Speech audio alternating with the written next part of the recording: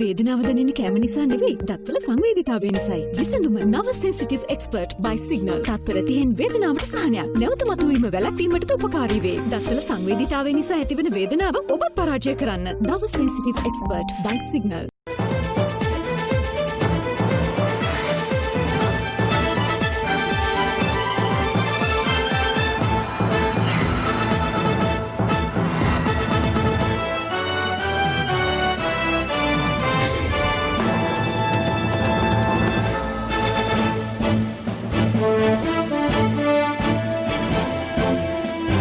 ආයුබෝවන් සුබ සන්ධ්‍යාවක්.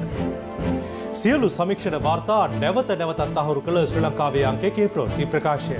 පැත්තක ඇත්ත කියන හිරු සවස 6:55 ප්‍රධාන ප්‍රවෘත්ති ප්‍රකාශය සමගින් මම බුද්ධිධනුකා බේසිංහ. මම ඉෂාරා දේවේන්ද්‍ර. මුලින්ම පුවත් සිරස් තල.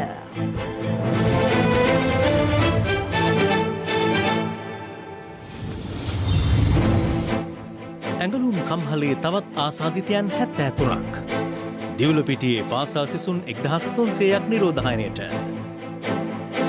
මේක කන්දේ කාඩුවට වඩා භයානකයි. 20ට එරෙහි පෙත්සම් විභාගය අවසන්. ශ්‍රේෂ්ඨාධිකරණ නිගමනය ජනපතිට හා කතානායකට. රියාජ් මුදා හැරීම සම්බන්ධයෙන් CIDට එරෙහිව පාර්ශව රැසකින් පැමිණිලි. පෙර දැනුවත් කළා නම් පාස්කු ප්‍රහාරය වළක්වන බව මෛත්‍රීගෙන් ප්‍රකාශයක්. අංගොඩොලොක්කා මියගිය බව ඉන්දියාව තහවුරු කළයි ආරක්ෂක ලේකම් කියයි.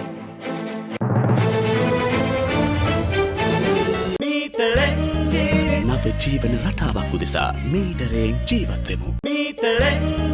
Let's be responsible to defeat COVID-19. Embrace the new normal. Divulapitiya ප්‍රදේශයෙන් COVID-19 ආසාදිත කාන්තාවක් වාර්තා වීමත් සමග ඒ හා සම්බන්ධ පොකුර මේ වන විට 75ක් දක්වා වර්ධනය වී තිබෙනවා. දිවුලපිටියට පිටතින් ආසාදිතයන් වාර්තා වූයේ කුරුණෑගල, මොනරාගල සහ යාපනය යන ප්‍රදේශවලින්. මේ අතර දැනට පනවා ඇති පොලිස් ඇඳිරි නීතිය කඩ කළ පුද්ගලයන් 39 දෙනෙකු අත්අඩංගුවට ගෙන තිබෙනවා.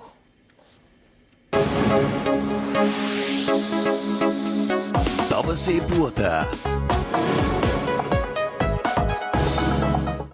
ගම්පහ දිවුලපිටිය බෝමුගමන ප්‍රදේශයේ 39 හැවිරිදි ඇඟලුම් කර්මාන්ත ශාලා සේවිකාවකට COVID-19 ආසාදිත බවට හඳුනා ගැනුණේ පෙරේදා දිනේදී. ඇය එදින රාත්‍රියේම ජාතික බෝන රෝග විද්‍යායතනය වෙත යොමු කළ අතර පියා, සැමියා සහ දරුවන් සිව් දෙනා ගාල්ල හබරාදුව පොලිස් නිරෝධායන මධ්‍යස්ථානය වෙත යොමු කරනු ලැබුවා. එහිදී කළ පළමු PCR පරීක්ෂණ වලින් 16 හැවිරිදි දියණියට COVID ආසාදිත බවට ඊයේ තහවුරු වූ අතර සෙසු සමාජිකයන් 5 දෙනාට වෛරසය ආසාදනය වී නොමැති බව අනාවරණ වී තිබෙනවා. ඒ අනුව වෛරසය ආසාදනය වූ දරියද ජාතික බෝන රෝග විද්‍යායතනය වෙත යොමු කර පවුලේ සෙසු සමාජිකයන් 5 දෙනා තවදුරටත් හබරාදුව පොලිස් නිරෝධායන මධ්‍යස්ථානයේ රඳවා සිටිනවා. ජාතික බෝන රෝග විද්‍යායතනයේ ප්‍රකාශකයෙකු සඳහන් කළේ COVID ආසාදිත මව සහ දියණියගේ තත්ත්වය බරපතල නොවන බවයි. වෛරසය ආසාදනය වූ ඇඟලුම් සේවිකාව සේවය කරන පෞද්ගලික කර්මාන්ත ශාලාවේ සමීප ආශ්‍රිතයන් 150කගේ පමණ PCR පරීක්ෂණ ඊයේ සිදු කළ අතර ඉන් 69 දෙනෙකුට වෛරසය ආසාදනය වී ඇති බවට අද පෙරවරුවේ තහවුරු වුණා.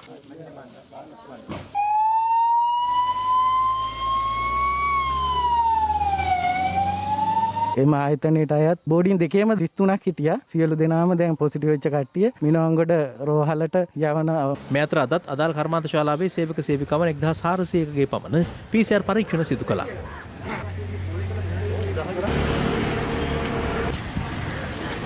ඇඟලුම් හලේ සියලුම දෙනා PCR පරීක්ෂණයට වාජනය කරනු ලබනවා. මෙහිදී අපි මැස්වල නිරෝධායන වෙමින් තියෙන අය මේ ස්ථානයට ගෙනල්ලා කොටස් වශයෙන් PCR පරීක්ෂණ සිදු කරනු ලබනවා. ප්‍රදේශවාසීන්ගේ උණ තත්ත්වයක්, ප්‍රතිසාව තත්ත්වයක් තියෙනවා නම් ප්‍රදේශ භාර මහජන සෞඛ්‍ය පරීක්ෂක අමතා ඒ අදාළ රෝහල් ගත වීම සහ ප්‍රතිකාර සහ උපදෙස් පතන ලෙස ඉල්ලා සිටිනවා.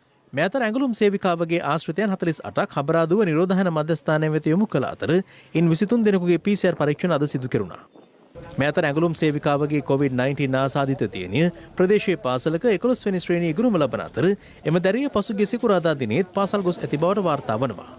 අදාළ සිසුවිය ඉගෙනුම ලැබූ පාසලේ ඇය ළඟින් ඇසුරු කර සිසුන් 43 දෙනෙකුගේ PCR පරීක්ෂණ සිදු කරන ආකාරයයි ඔබ මේ දකින්නේ. මීට අමතරව මේ පාසලේ ගුරුවරු 57 දෙනෙක්ගේද PCR පරීක්ෂණ සිදු කිරීමට නියමිතයි. මෙම PCR පරීක්ෂණ සිදු කිරීමෙන් අනතුරුව අදාළ සිසුවියන් 43 දෙනා මීගමුව නිරෝධායන මධ්‍යස්ථානයක් වෙත යොමු කෙරෙනවා.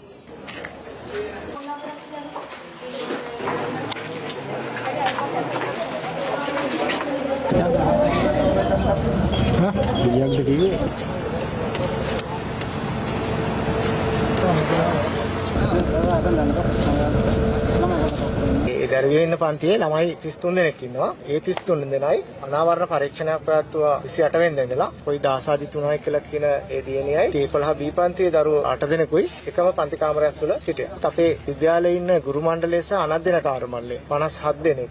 මොකද මේ ගුරුවරුත් සියලු පන්ති වලට යනවා. ඒ නිසා PCR පරීක්ෂණ පැවැත්වුවා. දරුවෝ 1326 දෙනෙක් වගේ සංඛ්‍යාවක් ඉන්නවා. ස්ටාෆ් එක ගත්තත් අපිට 60කට ආසන්න සංඛ්‍යාවක් ඉන්නවා. විශ්වාස කරනවා මේක ලොකු පැතිරීමක් සිදු වෙලා නැතුව ඇති කියලා පාසල් දරුවන් තුල. මේට අමතරව මිනුවන්ගොඩ සහ දියුලුපිටිය ප්‍රාදේශීය ලේකම් කොට්ටාසයන්හි ආසාදිතයන්ගේ ආශ්‍රිතයන් 500කට ආසන්න පිරිසක් ස්වයං නිරෝධායනයට යොමු කිරීමට සෞඛ්‍ය බලධාරීන් පියවරගෙන තිබෙනවා.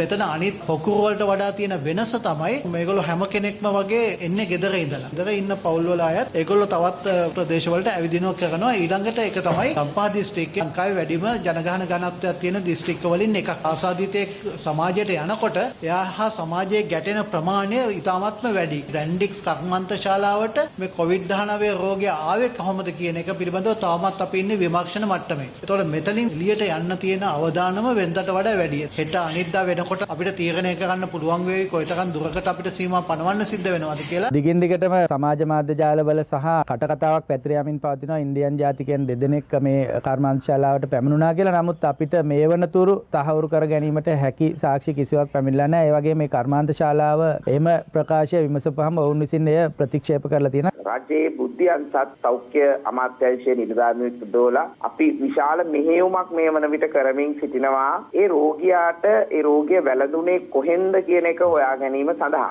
මේ අතර දියුලුපිටිය ඇඟලුම් සේවිකාවට COVID-19 ආසාදනය වූ මූලාශ්‍රයක් මෙතෙක් නිශ්චිතව හඳුනාගෙන නොමැති අතර හිරු ටීවී පත්තරේ විස්තරේ වැඩසටහනට එක්වෙමින් යුද හමුදාපති ලුතිනන්ට් ජෙනරාල් ශවේන්ද්‍ර සිල්වා මහතා ඒ සම්බන්ධව අදහස් පළ කළා. මේ කාන්තාවට කොරෝනා වෛරසය වැළඳීම පිළිබඳව මූලාශ්‍රයක් හඳුනාගෙන තිබෙනවද මේ වන විට? තාම මූලාශ්‍රය සොයාගෙන නැහැ. අනිවාර්යයෙන්ම අපි බලාපොරොත්තු වෙන්නේ මේ කර්මාන්ත ශාලාව තුලින් මෑටත් කාගෙන් හරි රෝගය බෝ වෙන්නේ නැති වෙයි කියලා PCR පරීක්ෂණ වාර්තා වලින් තමයි අපිට ඒ ගැන තහවුරු කරන්න වෙන්නේ. ඔවුන්ගේ අතර සංසරණයක් ගලයන් හමුවීමක් කිරීමට කිසිදු අවස්ථාවක් ලබා දීලා නැහැ මේ නිරෝධායන ඇඳිරි නීතියේ යටතේ. මේ ප්‍රදේශයට පසුගිය දින 7 තුල පැමිණිච්ච අයවලුන් ඇති. සම්බන්ධ වෙච්ච අයවලුන් ඇති වෙනත් ප්‍රදේශවල වුණත්. මේ හින්දා මෙය සමාජයට යාමට හැකියාවක් තිබෙන්න පුළුවන්. අපි තාම දන්නේ නැහැ මූලාශ්‍රයට රැකියාවට එන අයවලුන් පමණක් පාරට එන්න අනවශ්‍ය අයවලුන් මේ පළවෙනි පැය 72 තුලවත් ගෙවල් වලට වෙලා අනුව ඉන්න කියන්න අනිවාර්යයෙන්ම මුකාරණ පළ දින්න දුරස්ථභාවය රැකගන්න හැම වෙලාවෙම ඉදිරිපිට ඉන්න පුද්ගලයාට කොවිඩ් ආසාදනය වෙලා තියෙනවද දන්නේ නැති හින්දා සැකයක් තියාගෙන ඒ ආකාරයෙන් කටයුතු කරන්න කියලා ඉතාමත්ම කාරුණික ඉල්ලා සිටිනවා. මේ කාන්තාව වැඩ කරපු කියන්නේ මේ අත් සමග ඍජු ලෙස ගැටුණු ඒ තට්ටු විතරක් 683 දෙනෙක් වැඩ කරලා තියෙනවා. ඒතර හිතා ගන්න පුළුවන් මේක කන්දේ කාඩුවට වඩා භයානකයි. කන්දේ කාඩුවේ අපිට තිබිච්ච අවදානමට වඩා වැඩි අවදානමක් ඇවිල්ලා තියෙනවා. දැන් ඒක වඩාත් අහුරු වෙනවා. ඊයේ දවසේ තුල අපි පරීක්ෂා කරපු PCR සාම්පල් 92කින් 69ක් පොසිටිව්. දැන් මේ වගේ තත්ත්වයකදී අපිට උපකල්පනය කරන්න සිද්ධ වෙනවා. සමාජය තුලින් තමයි මේ කාන්තාවට රෝගේ වැළඳුනේ කියලා. ඒක තමයි භයානක තත්ත්වය. ඒ කියන්නේ අපි මෙච්චර දවසක් සමාජය තුල වෛරසය වීමක් නැහැයි කියලා යම් මතයක හිටියා නම් ඒ මතය යම් දෙදරීමකට ලක් වෙන තත්වයක් මේ වෙනකොට උද්ගත වෙලා තියෙනවා. පුළුවන් තරම් ඉක්මනට ස්පර්ශික ටික අපි හොයාගෙන ඉවර කළොත් තමයි අපිට අවදානම් පිළිබඳ හරි අගයක් ගන්න පුළුවන් වෙන්නේ. හඳුනාගෙන නිකන් ඉඳලා හරියන්නේ නැහැ. හඳුනා ගැනීමත් එක්ක හැමතැනම වැඩි ප්‍රමාණයක් PCR පරීක්ෂණ කළ යුතුයි. ප්‍රදේශයේ පවතින තත්ත්වය සැලකිලිට ගනිමින් දියුලුපිටිය මිනුවන්ගොඩ සහ වේයන්ගොඩ යන පොලිස් බල ප්‍රදේශවලට පැනවූ පොලිස් ඇඳිරි නීතිය තවදුරටත් ක්‍රියාත්මකයි. පොලිසිය පොලිස් විශේෂ කාර්ය බලකාය සහ යුද හමුදාව ප්‍රදේශ ආරක්ෂාව සඳහා යොදවා ඇති ආකාරයයි මේ.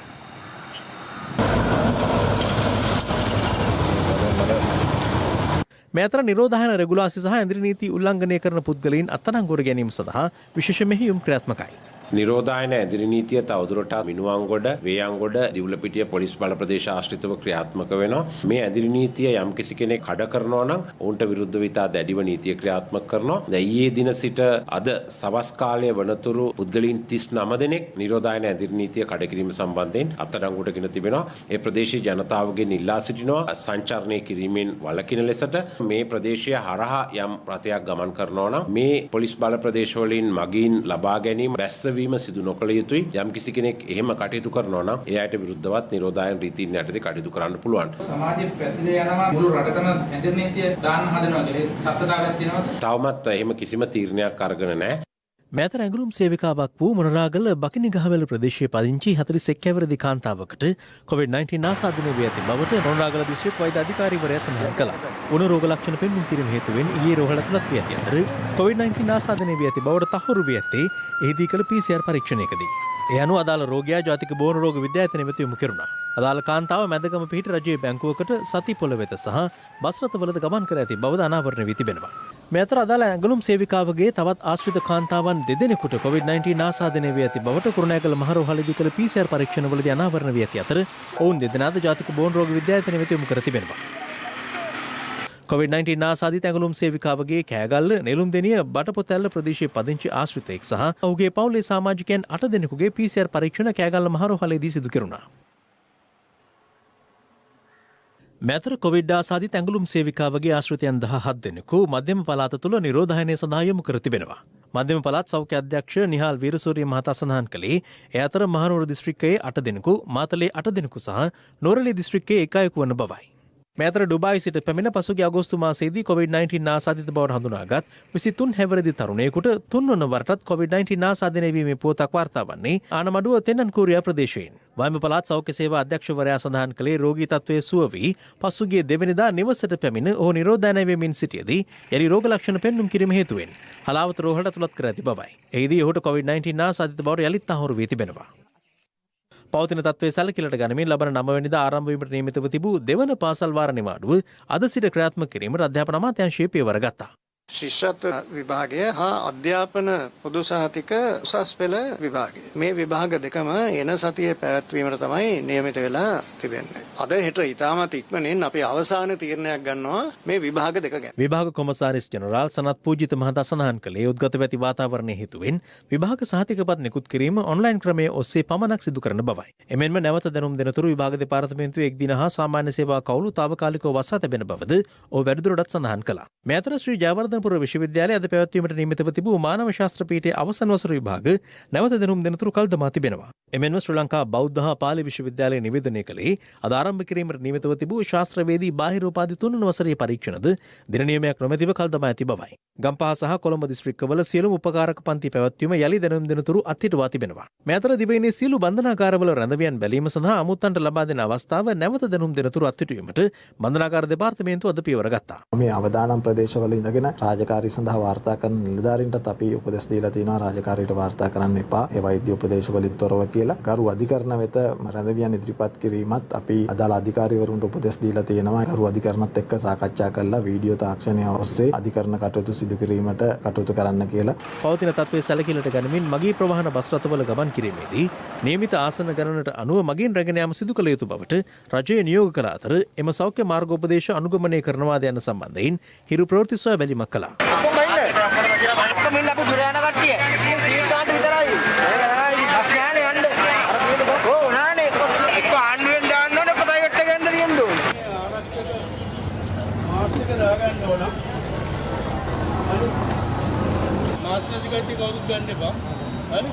මාස්ක දාගෙන යන්න කොයා ඒක බෙල්ල එල්ලගෙන ඉන්නේ. මම ගන්න සීට් ගන්න විතර බස් එක යනකොට බයිනවා. හරිද කියන්නේ එනවා අන ප්‍රවාහනේ තියෙනවා. අපි වැඩට යන්නේ නැද්ද? ඉතින් සෞඛ්‍ය ගැන හිතන්නේ නැද්ද? සෞඛ්‍ය ගැන හිතන්නේ නැත්නම් අපි කාලයකට ඉන්නවා.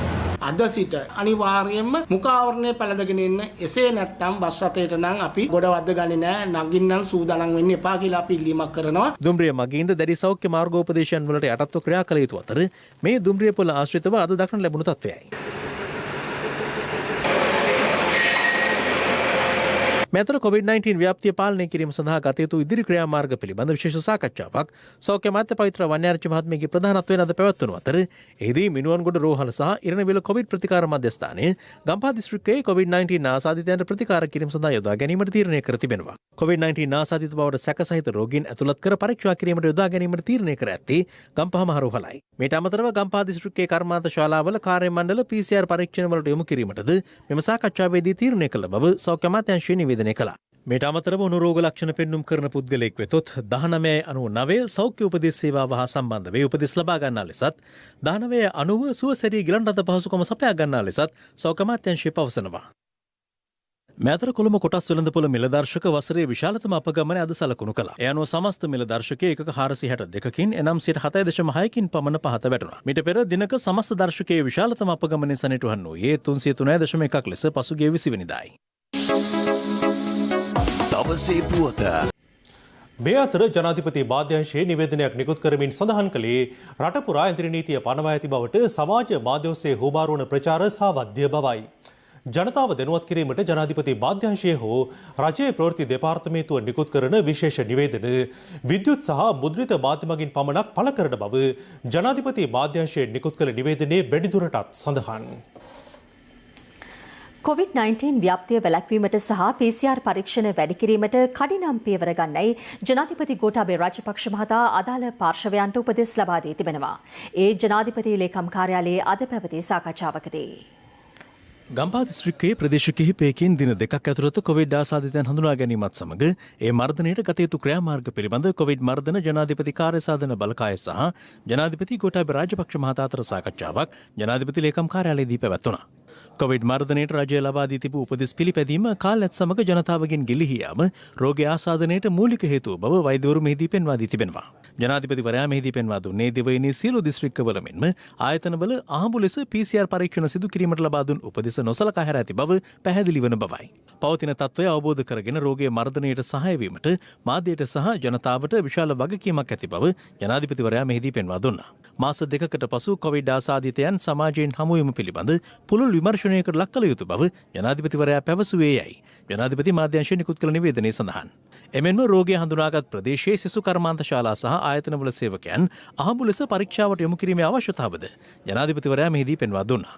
කොවිඩ් මර්ධනයට අනුගමනය කළ යුතු ක්‍රියාමාර්ග ජනතාව නිසි පරිදි පිළි නොපදින බව පොලිසිය මෙම සාකච්ඡාවේදී පෙන්වා දුන් අතර පවතින නීති රීති කොවිඩ් මර්ධනය ඉලක්ක කර ගනිමින් ගැසට් කිරීමේ අවශ්‍යතාවද මෙහිදී සාකච්ඡාවට ලක්ව තිබෙනවා. මේවා ගැන කතා කරනවා එක රෝගියෙක් අහුණාම නැති වුණාම මේක කිසි දෙයක් කරන්නේ නැහැ. මම විශේෂයෙන් මේක කියන්න කිව්වේ මට හැමදාම SMS 1000ක් විතර එනවා පිටරට ඉන්න අය ගේන්න කියලා. ඒගොල්ලෝ ගේන්න විතරක් නෙමෙයි දවස් 14 අපිට ඉන්න බෑ අපිව රිලීස් කරන්න කියලා මට වෙනවා. මම මේ ශවීන්ද්‍රට හැමදාම කියනවා මාධ්‍යට ගිහින් කියන්න මේක මෙහෙම ගේන්න බැරි හේතුව අපිට ලිමිටේෂන් එකක් තියෙනවා. මේ ඔක්කොම ක්වොරන්ටයින් කරන්න ඕන දවස් 14 අනිවාර්යයි.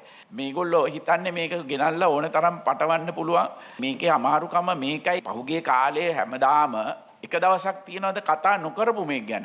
හැමදාම ශවීන්ද්‍රටයි මෙයටයි හැමදාම මම කියනවා මේක බලන්න කමියුනිටි එකට යන්න පුළුවන් මේකයි කන්ට්‍රෝල් කරන්න ඕගොල්ලන්ගේ ෆැටිග් ලෙවල් එක බලන්න වැඩියෙන් ගන්න එපා පුළුවන් තරම් විතරක් ගන්න.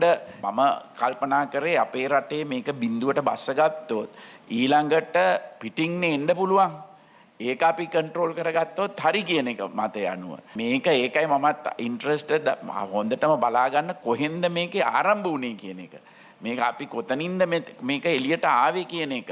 ඒකයි මම බලන්න කිව්වේ මේ පිටරට ඉඳලා ආපු එක්කෙනෙක් මාර්ගෙන්ද මේක ආවේ. එහෙම නැත්නම් අපේම එකක් හැංගිලා තිබිලා කොහොම හරි ආවනම් ඒකත් අපිට දැනගන්න පුළුවන්. මාස දෙකකට පස්සේ කොහොමද මේක මතුවෙන්නේ කියන එක ඒකත් ස්ටඩි එකකටත් හොඳයිනේ. මේක දැනගන්න. හිටපු ජනාධිපති මෛත්‍රීපාල සිරිසේන මහතා පාස්කු ප්‍රහාරය සම්බන්ධයෙන් විමර්ශනය කරන ජනාධිපති කොමිසම හමුවේ අද පළමු වරට සාක්ෂි ලබා දුන්නා. පාස්කු ප්‍රහාරයේ පූර්ව තොරතුරු ගැන තමන්ව ඊට පෙර එක ඇමතුමකින් හෝ දැනුවත් කළේ නම් එය අනිවාර්යෙන් වළක්වා ගන්නා බව හිටපු ජනාධිපතිවරයා කොමිසමට පැවසුවා. එමෙන්ම එවකට පැවති අර්බුද සම්බන්ධයෙන් අදහස් දක්වමින් මෛත්‍රීපාල සිරිසේන මහතා පැවසුවේ තමන් ජනාධිපතිවරයා වී මාස 6කින් පසු තමන්ටම කියා අගමැතිවරයෙක් හෝ ඇමති මණ්ඩලයක් පවා නොසිටි බවයි. පාස්කු ප්‍රහාරය පිළිබඳ විමර්ශනවලට අදාළව සාක්ෂි ලබා දීම සඳහා හිටපු ජනාධිපති මෛත්‍රීපාල සිරිසේන මහතා අද පෙරවරු 9:40ට පමණ ප්‍රථම වරට ජනාධිපති කොමිසම හමුවේ පෙනී සිටියා. ඔබතුමාව පත් කළ කොමිසමට ඔබතුමා වෙනවා කොහොමද ප්‍රජාතන්ත්‍රවාදයක් නේද? මෙම සාක්ෂි ලබා දීමට සවන් දීම සඳහා ශ්‍රී ලංකා නිදහස් පක්ෂයේ මහලේකම් දයාසිරි ජයසේකර මහතා ඇතුළු පක්ෂීය නියෝජිතයන් පිරිසක්ද ශ්‍රී ලංකා කතෝලික සභාව නියෝජනය කරමින් පියතුමන්ලා පිරිසක්ද එක්ව සිටියා. මීට අමතරව පාස්කු ප්‍රහාරය වළක්වා නොගැනීම සම්බන්ධයෙන් වගඋත්තරකරුවන් ලෙස නම් කර සිටින රාජ්‍ය බුද්ධි සේවයේ හිටපු අධ්‍යක්ෂ නිලන්ත ජයවර්ධන සහ හිටපු පොලිස්පති පූජි ජයසුන්දරයන මහතුරුන්ද මෙම සාක්ෂි විමසීමට සවන් දීම සඳහා පැමිණ සිටියා. කොමිසම නියෝජනය කරන පංච පුද්ගල කොමිසම සභාවේ විනිසුරුවරුන් අද පෙරවරුවේ කොමිසමේ වැඩ කටයුතු ආරම්භ කිරීමෙන් අනතුරුව හිටපු ජනාධිපති මෛත්‍රීපාල සිරිසේන මහතාගේ සාක්ෂි විමසීම පෙරවරු 10:10ට පමණ ආරම්භ කළා. සාක්ෂි විමසීම ආරම්භමින් රජයේ අතිරේක සොලිසිටර් ජෙනරාල්වරිය විමසුවේ ඉකුත් වසරේ පාස්කු ඉරුදින මෙරට තුළ ත්‍රස්තවාදීන් විසින් ප්‍රහාර මාලාවක් ක්‍රියාත්මක කළ අවස්ථාවේදී ඒ පිළිබඳ සොයා බැලීමට පරීක්ෂණ කමිටුවක් පත් කළේද යන්නයි. පාස්කු ඉරුදින ත්‍රස්ත ප්‍රහාර මාලාව එල්ලවන විට මම හිටියේ සිංගප්පූරුවේ රෝහලක ප්‍රතිකාර ලබමි. රෝහලෙන් පිටවී මම රැඳී සිටි හෝටලයට පැමිණීමත් සමග තමයි මගේ ප්‍රධාන ආරක්ෂක නිලධාරියා මට කිව්වේ ලංකාවේ මෙහෙම දෙයක් වෙලා තියෙනවා කියලා. පස්සේ මම හිටපු ජනාධිපති ලේකම් උදයාර සෙනවිරත්න, අග්‍රාමාත්‍ය රනිල් වික්‍රමසිංහ, හිටපු ආරක්ෂක ලේකම් හේමසිරි ප්‍රනාන්දු සහ පොලිස්පති පූජ්‍ය ජයසුන්දරයන් අය අමතලා රට තුළ නීතිය හා සාමය පවත්වාගෙන යාම, ඇඳරි නීතිය පැනවීම සහ ත්‍රස්තවාදීන් අත්අඩංගුවට ගැනීම සම්බන්ධයෙන් වහාම ක්‍රියාමාර්ග ගන්නා ලෙස උපදෙස් දුන්නා. මම ජනාධිපති ලේකම්වරයාට කිව්වා වහාම මේ පිළිබඳ සොයා බලා සති දෙකකින් වාර්තාවක් ලබා දෙන්න කියලා නියෝග කරලා ජනාධිපති කමිටුවක් පත් කරන්න කියලා. කමිටුවේ සමාජිකයනුත් ලේකම්වරයාටම තීරණය කරන්න කිව්වා. පිපිරීම් සිදු වුණු දවසේ රෑ 10ට විතර තමයි ලංකාවට එන්න ෆ්ලයිට් එකක් තිබුණේ. ලංකාවට එද්දි රෑ 12ට වගේ ඇති. පහුවදා ජාතික ආරක්ෂක කවුන්සිලේ කැඳවන්නත් උපදෙස් දුන්නා. එතනදී මම ප්‍රහාරය ගැන සොයන්න පත් කරපු ජනාධිපති පරීක්ෂණ කමිටුවේ සමාජිකයන්ට පත්වීම දුන්නා. ඒ තමයි මලල්ගොඩ කමිටුව. මලල්ගොඩ කමිටුවේ නිර්දේශ මත තමයි අද දින මම සාක්ෂි ලබා දෙන ජනාධිපති කොමිසම් සභාව පත් කළේ. ප්‍රජාතන්ත්‍රවාදය ගැන ඔබතුමා දරන්නේ කුමන අදහසක්ද?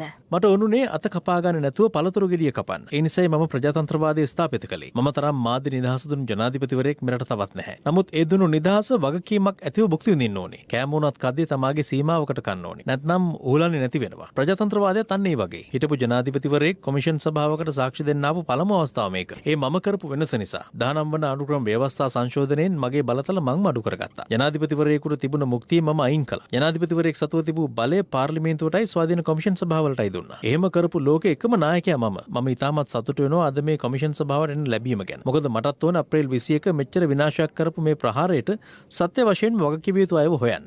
2015 වර්ෂයේ සිට 2019 දක්වා අන්තවාදය සහ ත්‍රස්තවාදය වැළැක්වීමට ඔබේ පාලන කාලය තුළ ඔබගත් ක්‍රියාමාර්ග මොනවද? කිසිම රටක රාජ්‍ය නායකයෙක් කැමති නැහැ තමන්ගේ පාලන කාලය තුළ රටේ ත්‍රස්තවාදය හිස ඔසවනවට. මගේ පාලන කාලය තුළ මම උපදෙස් දුන්නේ ත්‍රස්තවාදය සහ අන්තවාදය පිළිබඳ මුල් බීජයක් ඇති වූ පමණින් ඒ මුලින් උපුටා තබන්න. මගේ පියා දෙවන ලෝක සංග්‍රාමයේදී රට වෙනුවෙන් සටන් කරපු විරුවෙක්. එහෙම විරුවෙක්ගේ ලේ තමයි මගේ ඇඟේ තියෙන්නේ. මම ත්‍රස්තවාදී ප්‍රහාර 5කින් දිවි බේරගෙනත් තියෙනවා. මම මරණය ළඟට ගිහින් හැරුණු කෙනෙක්. යහපාලන රජයේ සිටි මුස්ලිම් මන්ත්‍රීවරුන් 22කින් 11ක් අමාත්‍ය දුර දැරුවා නේද? එතකොට තිබුණේ ද්විපාර්ශ්වික ආණ්ඩුවක්. මුස්ලිම් ඇමතිවරු සියල්ලම පාහේ නියෝජනය වුණේ මගේ පාර්ශවයෙන් නෙමේ ද්විපාර්ශ්වික ආණ්ඩුවේ අනිත් පැත්ත. මම හිතන්නේ 1978 ව්‍යවස්ථාවෙන් පස්සේ පාර්ලිමේන්තුවේ සහාය ඇතිව අඩුම කාලයක් ආණ්ඩුව කරගෙන ගියේ මම ජනාධිපති වෙලා මාස 6ක කාලයක් පමණයි පාර්ලිමේන්තුවේ සහාය ගැතුව ආණ්ඩුව කරගෙන යාමට හැකි වුණේ. ඉතිරි මුළු කාලෙම මට කියලා අගමැති කෙනෙක් හිටියේ නැහැ. ඇමති මණ්ඩලයක් පාර්ලිමේන්තුවක් තිබුණේ නැහැ. මහ බැංකුව අධිපති තනතුරට අර්ජුන් මහේන්ද්‍රන් පත් කිරීම, මහ බැංකුව බෙදුම් කර වංචාව වගේ සිද්ධිවලට ජනාධිපති කොමිසම් පත් කිරීම ඉඳලම මම ආණ්ඩුව කරගෙන ගියේ ලොකු අපහසුවකින්. ඒ සමයේ ඇතැම් අවස්ථාවල යුද්ධයේදී විශාල දායකත්වයක් සැපයූ ත්‍රිවිධ හමුදා නිලධාරී, බුද්ධ්‍යංශ නිලධාරීන් අත්අඩංගුවට ගැනීම සිද්ධ වුණා. නමුත් මම ඒවා මගහැරලා ආණ්ඩුව ඉස්සරහට ගෙනිච්චා. සමහරු මේ කොමිසම හමුවේ සාක්ෂි දීලා තිබුණා ජාතික ආරක්ෂක මණ්ඩලය දුර්වල වුණා කියලා. නමුත් කිසිම අවස්ථාවක එහෙම දුර්වල වුණේ නැහැ. ජාතික ආරක්ෂක මණ්ඩලය කොතරම් රැස්වීම පැවැත්වුවාද කියලා මගේ පෞද්ගලික දිනපොතේ තියෙනවා. ඕනනම් මට ඒක මේ කොමිසමට දෙන්න පුළුවන්. මම ඒකේ ඊයේ පෙරේද සටහන් ලිව්වේ නැහැ. ඕනනම් රජයේ රස පරීක්ෂකකට යවලා පරීක්ෂා කරවන්න. ත්‍රස්තවාදයක් පිළිබඳව මාව කවුරුත් දැනුවත් කරලා තිබුණේ නැහැ. අන්තවාදය ගැන විතරයි මා දැනුවත් කර තිබුණේ. ඔබතුමා දන්නවද 2017 මාර්තු 10 වෙනිදා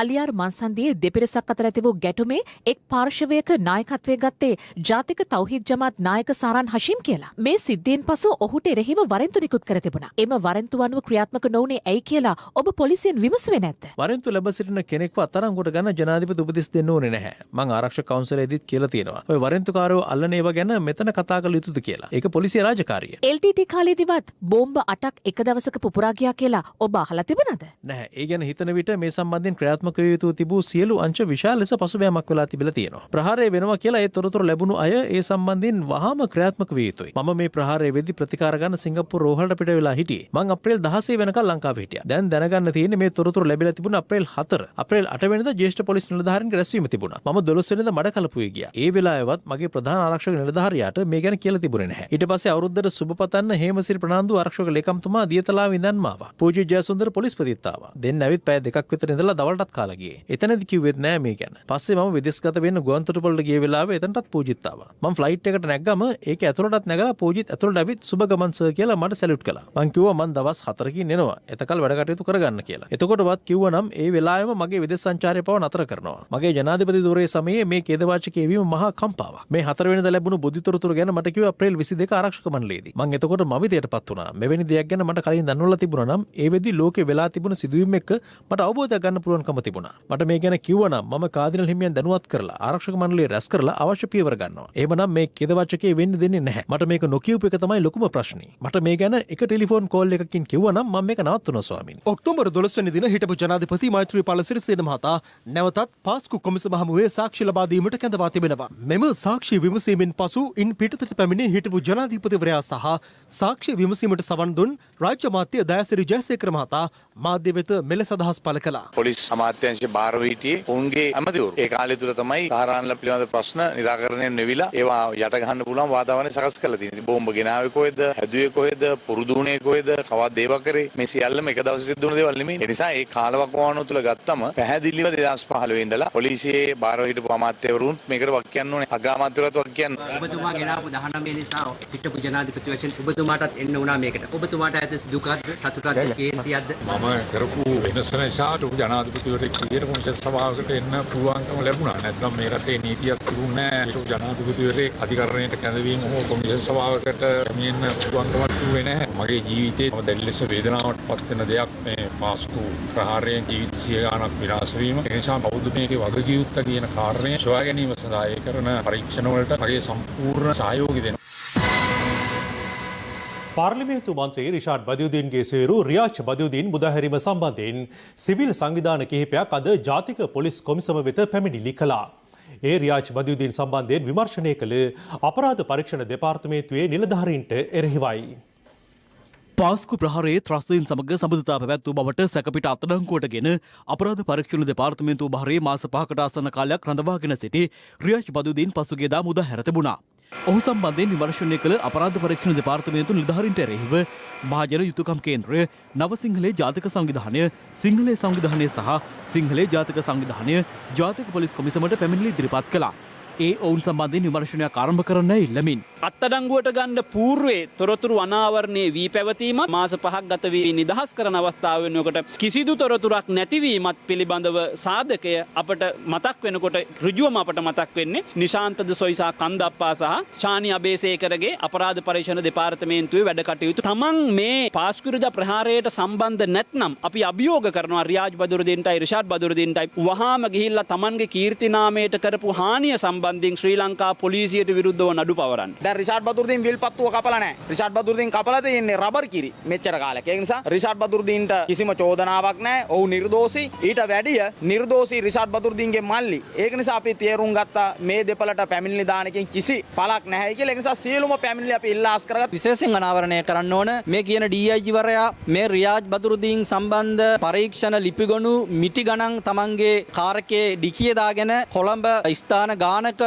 කරක් ගහලා තියෙනවා. එතකොට අපි දැක්කා පහුගිය කාලේ ශානි අබේසේකරගේ යුගයේදීත් CID එකේ මේ ලිපිගොනු බී වාර්තා විදියට උසාවියට ඉදිරිපත් කරන්න කලින් කොහොමද රංජන්ලා ඇතුළු යහපාලන නඩයට ඒ ලිපිගොනු දුන්නේ කියන කාරණාව අද දවස වෙනකොටත් සිද්ධ වෙන්නේ ඒ කාරණාම නම් අපිට අහන්න තියෙන්නේ මේ රටේ බදුරුදීන් ආණ්ඩුවට ඇවිල්ලා ජනතාව විපක්ෂයටද යන්න ඕනේ කියන කාරණාව විතරයි. පොලිසිය මුලින්ම සුද්ධ කළේ රිෂාඩ් බදුරුදීන් හිටපු අමාත්‍යවරයාව ඔහු මේ පාස්කු ප්‍රහාරයට සම්බන්ධ නොවන පුද්ගලයෙක් බවට ඔහු පිරිසුදු කරලා නාවල ගෙටගත්තා. ඒ පොලිසියම මාස 5කට පස්සේ මේ චෝදනාලත් පුද්ගලයාව හොදලා සුද්ධ කරලා නැවත සමාජගත කරනවා. මේ වෙද්දී පොලිසිය ගමේ ඉන්න රෙදිනන්දගේ රාජකාරිය තමයි කරන්න පටන්ගෙන තියෙන්නේ. මේ අතර පසුගියදා වවුනියාව ප්‍රදේශයේ පැවති උත්සවයකදී පාර්ලිමේන්තු මන්ත්‍රී රිෂාඩ් බදුරුදීන් පිළිබඳව ආරක්ෂක ලේකම් විශ්‍රාමික මේජර් ජෙනරාල් කමල් ගුණරත්න මහතා සිදු කළ ප්‍රකාශයක් සම්බන්ධයෙන්ද සමාජයේ කතාබහක් ඇතිව තිබෙනවා. ඒ සම්බන්ධයෙන් ආරක්ෂක ලේකම්වරයා මෙලෙස කරුණු පැහැදිලි කළා. අද සමාජ මාධ්‍ය ජාලාවල දිගට යනවා මම රිෂාඩ් බදුරුදීන් මන්ත්‍රීවරයාව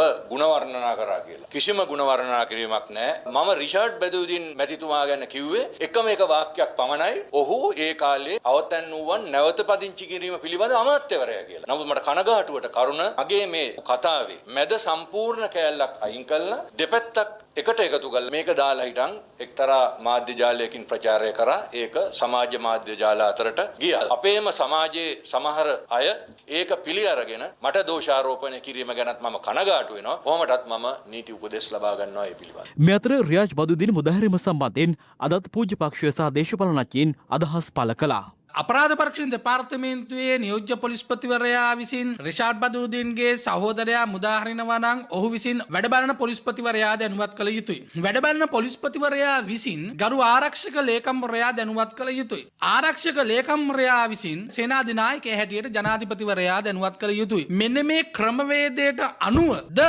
රිෂාඩ් බදූදීන් අමාත්‍යවරයාගේ සහෝදරයාව මුදා හැරියේ කියලා අපි ප්‍රශ්න කරනවා. අපරාධ පරීක්ෂණ දෙපාර්තමේන්තුවේ නියෝජ්‍ය පොලිස්පතිවරයාව ස්ථාන මාරු කිරීම තුලින්ම ගම්ම වෙනවා මෙතන යම් වරදක් සිද්ධ වෙලා තිබෙනවා කියලා. වරද නිවැරදි කරන්න නම් ඒ චෝදනාවන් වලට ලක් වෙච්ච චූදිතයන්ව වහම නැවත අත්අඩංගුවට අරගෙන අධිකරණය හමුවට ඉදිරිපත් කිරීමයි කළ යුත්තේ. මේ ඇත්ත එක්ක ආණ්ඩු කරන්නේ අපේ කවුරුත් සූදානමක් නැහැ. ජනාධිපතිතුමායි තමත් පැහැදිලිව කියලා තියෙනවා. කොතනින් හරි අතපසුවීමක් වෙලා තියෙනවා නම් ඒක නැවත පරීක්ෂා කරලා නිවැරදි කිරීම කරනවා. නෑ එකතු වෙන්නේ නැහැ. අපි එකතු වෙන්න ඉන්න දෙන්නේ නැහැ. අපිත් මේ ආණ්ඩුව හදන්න මහන්සි වෙච්ච කට්ටියනේ. අපි පැත්ත ගිරියා නෙවෙයි. රිෂාඩ් බදුරුදීන් මහත්මයා සම්බන්ධයෙන් පොලිසිය අතපුච්ච ගන්න නැතුව හිටියන වඩා හොඳයි. මේ කාරණාවලින් ආණ්ඩුව තමයි අපකීර්තියටපත් වෙන්නේ. කොහොමද පොලිසිය තීරණය කරන්නේ සාක්ෂි තියනවද නැද්ද කියලා? පොලිසිය ওই විදිහට සාමාන්‍ය මිනිස්සුන්ගෙත් කොහොම තීරණය කරනවා? මේ පොඩි අහිංසක මිනිහව මෙලෝදියක් නැතුව ගිහලා උසාවි දානවා. ලොකු මිනිස්සුන්ව තනින්ම කතා කරලා නෑ සාක්ෂි නෑ කියලා එළියට දානවා. මේ මහා වැරදි වැඩ. කාර්යනල් හිමිපාණන් ඒ ප්‍රකාශය එතුමාට සාධාරණ සැකයක් ඇති වෙන්නේ නැහැ. මොකද අපිත් පක්ෂය හැටියට ඉල්ලා සිටිනවා විශේෂයෙන් ආරක්ෂක ලේකම්වරයාට මේ සම්බන්ධයෙන් වහාම පරීක්ෂණයක් කරලා මෙහි යම්කිසි වැරද්දක් වෙලා තියෙනවා නම් වරදකරුවන්ව නීතිය ඉදිරියට පමුණවන්න. දවස් 30ක්ම අන්ලිමිටඩ් Netflix බලන්න. අන්ලිමිටඩ් data pack එකක් මුළු පවුලටම අන්ලිමිටඩ් ෆන් එකක් අරගන්න. අදම ඇක්ටිව් කරගන්න.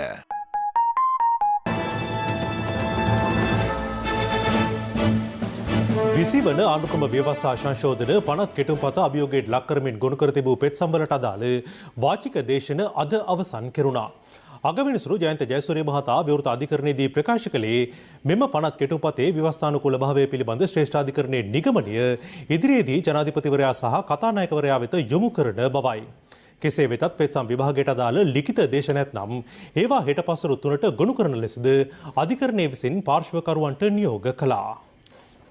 අගවිනිසුරු ජයන්ත ජයසූරිය බුවන්නේ කළු විහාරේ සිසිරද ආබ්රු ප්‍රියන්ත ජයවර්ධන සහ විජිත් මලල්ගොඩ යන මහතුරුන්ගෙන් සමන්විත පංචපුද්ගල ශ්‍රේෂ්ඨාධිකරණ විනිසුරු මඩුල්ල ඉදිරියේ මෙම පෙත්සම් සලකා බැලෙන්නේ පසුගිය බදාදා සිටයි. පෙත්සම් විභාගයේ අද ආරම්භ වූ අවස්ථාවේදී නීතිපති දප්පුළු දිලිවේරා මහතා අධිකරණය හමුවේ කරුණු දක්වමින් 20 වෙනි ආණ්ඩුක්‍රම ව්‍යවස්ථා සංශෝධන කෙටුම්පතේ අන්තර්ගත වගන්ති සියල්ලම පාහේ ආණ්ඩුක්‍රම ව්‍යවස්ථාවට අනුකූල බව අවධාරණය කළා. ආණ්ඩුක්‍රම ව්‍යවස්ථාව ප්‍රකාරව ජනාධිපතිවරයා විසින් නිදහස් හා සාධාරණ මැතිවරණ පැවැත්වීම සහතික කිරීම බැඳී සිටින බව නීතිපතිවරයා පෙන්වා දුන්නා.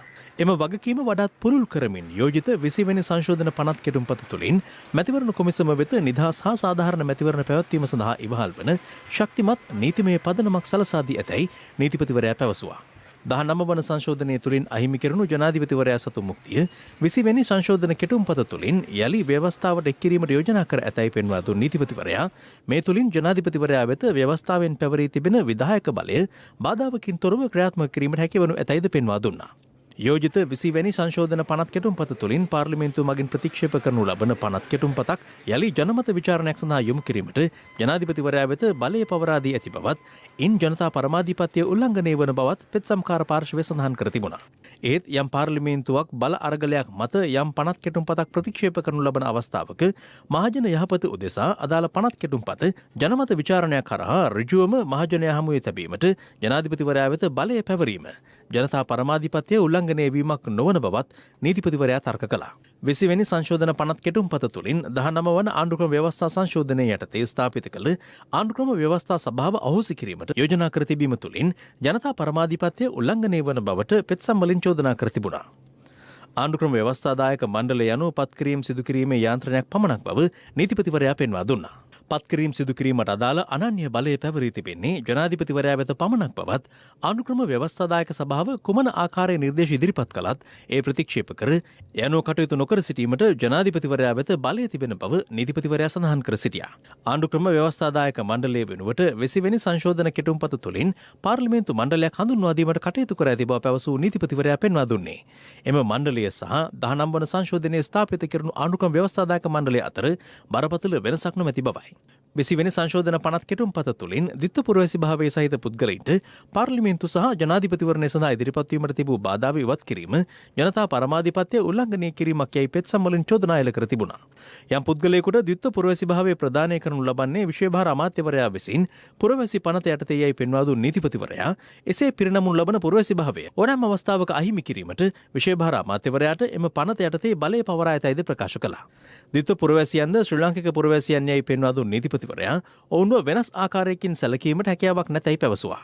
20 වෙනි සංශෝධන 50 කෙටුම්පතින් ගෙන හදිසි 50 කෙටුම්පත් ඉදිරිපත් කිරීමේ හැකියාව සම්බන්ධයෙන් කරුණු ඉදිරිපත් කළ නීතිපතිවරයා ඒ තුළින් හදිසි ආපදා වසංගත වැනි හදිසි තත්ත්වයක් උද්ගත වන අවස්ථාවක මහජන යහපත උදෙසා පමණක් හදිසි 50 කෙටුම්පත් ඉදිරිපත් කිරීම සඳහා අවස්ථාව සලසා දී ඇති බව ප්‍රකාශ කළා. ඔහු පැවසුවේ ආණ්ඩුක්‍රම ව්‍යවස්ථාවට ඉදිරිපත් කරනු ලබන සංශෝධන මෙම හදිසි ක්‍රමවේදය යටතේ ඉදිරිපත් කිරීමක් නොකරන බවයි. මැතිවරණ කාල සීමාවන්හි මෙරට පෞද්ගලික මාධ්‍ය ආයතන වෙත මාර්ගෝපදේශ නිකුත් කිරීම සඳහා මැතිවරණ කොමිසම වෙත මෙම 20 වෙනි සංශෝධන 50 කෙටුම්පත තුළින් බලය පවරා තිබීම ආණ්ඩුක්‍රම ව්‍යවස්ථාවට පටහැනියයි අධිකරණය හමුවේ පෙත්සම් කරවන විසින් චෝදනා කර තිබුණා. ඒ පිළිබඳව කරුණු දැක්වූ නීතිපතිවරයා නිදහස් සහ සාධාරණ මැතිවරණයක් සහතික කිරීම උදෙසා එම ප්‍රතිපාදන ආණ්ඩුක්‍රම ව්‍යවස්ථාවට ඇතුළත් කිරීමට යෝජනා කර ඇති බව පෙන්වා දුන්නා.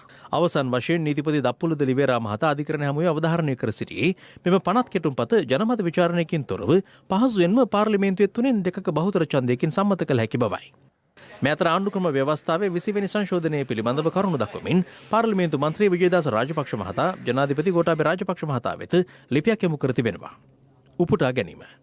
පසුගිය ආණ්ඩු සමයේ ආණ්ඩු පාලනයේ ගැටලුකාරී තත්ත්වයට පත් වූ බව සැබෑය.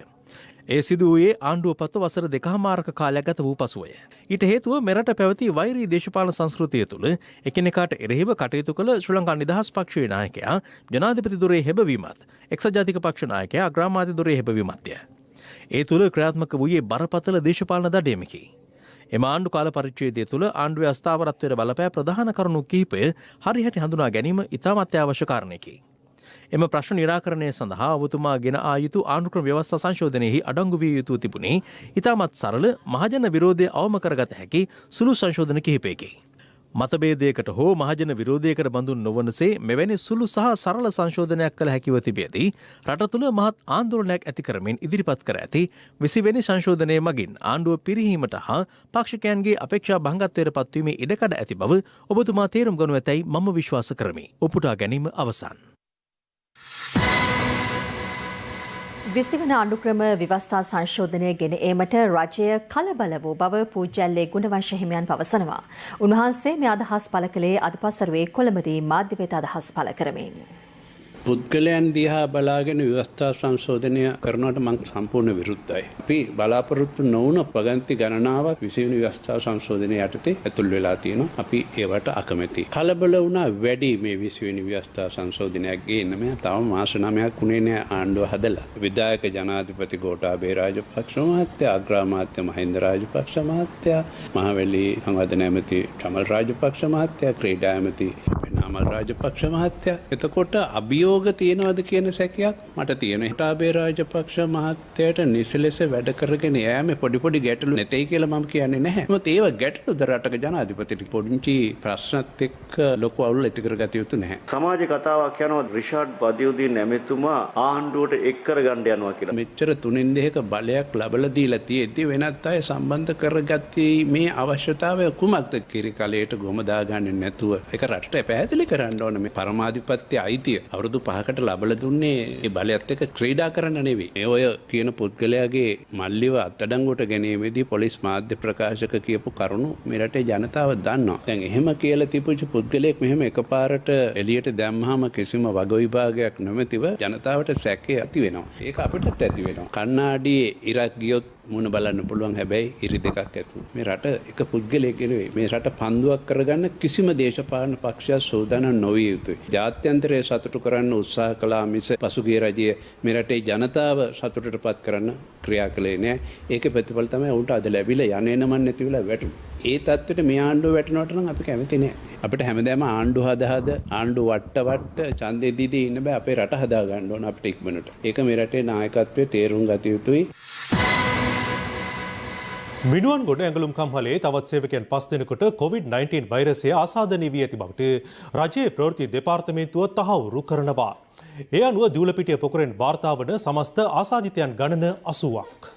වෙන වෙනම චලනය වන තල 3ක් විටමින් E හා කුමාරිකා සහිත නිසා ඉතා සමීප හා සුසිනිදු රැවුල බෑමක්. ඔබත් අදම බිග් ෆ්ලෙක්ස් 3 සමග ප්‍රොෆෙෂනල් ෂේව් එකක් අත්විඳින්න. සංවිධානාත්මක අපරාධකරුවෙකු වන අංගොඩ ලොක්කා ඉන්දියාවේදී මියගිය බව ඉන්දිය බුද්ධ්‍යංශ විසින් තහවුරු කළ බව ආරක්ෂක ලේකම් කමල් ගුණරත්න මහතා පවසනවා. ආරක්ෂක අමාත්‍යාංශයේ අද පැවති ප්‍රවෘත්ති සාකච්ඡාවකදී ඔහු මේ බව සඳහන් කළා.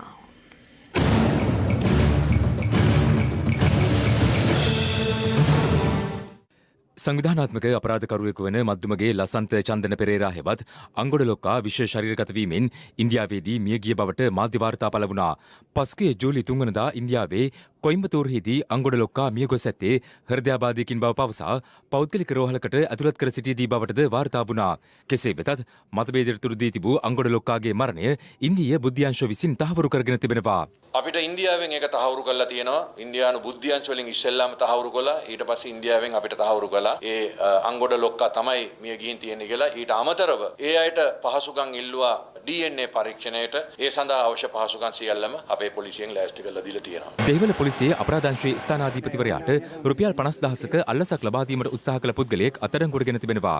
ඔහු සන්තකයේ තිබී විවිධ පුද්ගලයන්ගේ විදේශ ගමන් බලපත්‍ර 88ක්, ජාතික හැඳුනුම්පත් 26ක්, බැංකු පොත් 6ක් සහ රියදුරු බලපත්‍ර 3ක් සොයාගෙන ඇති බව බස්නාහිර පළාත බහර ජ්‍යෙෂ්ඨ නියෝජ්‍ය පොලිස්පති කාර්යාලය සඳහන් කළා. නිල්මැණිකකින් නිර්මිත පෞරාණික වටිනාකමකින් යුත් බුදු පිළිමයක් රුපියල් කෝටි 600ක මුදලකට විකිණීමට සූදානම් වූ චීවරධාරියෙකු ඇතුළු පුද්ගලයන් 20 දෙනෙකු මොණරාගල කුඹකන ප්‍රදේශයේදී අත්අඩංගුවට ගැනීමට මොණරාගල කොට්ටාශ අපරාධ විමර්ශනාංශයේ නිලධාරීන් සමත් වුණා. මොණරාගල වෙල්ලච්චිකඩේ ප්‍රදේශයේ තිබූ නිධානයකින් මෙම බුදු පිළිමය ලබාගෙන ඇති බව පරීක්ෂණවලදී අනාවරණ වී තිබෙනවා.